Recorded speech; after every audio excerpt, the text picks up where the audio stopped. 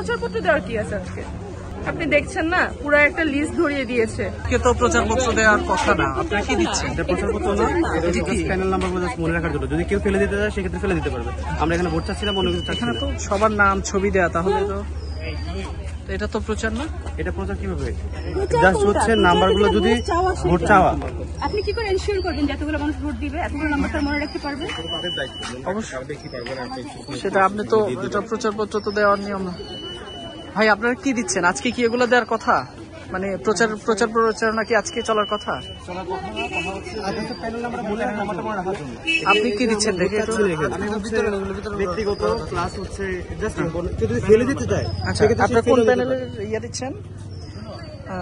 আবেদ হামিম মায়ের পরিষদ। এটা একটু দেখি ভাইয়া, এটা একটু দেখি। টাকা এটা তো সাহেব ভাইয়ের পরিবহন সম্পর্কে।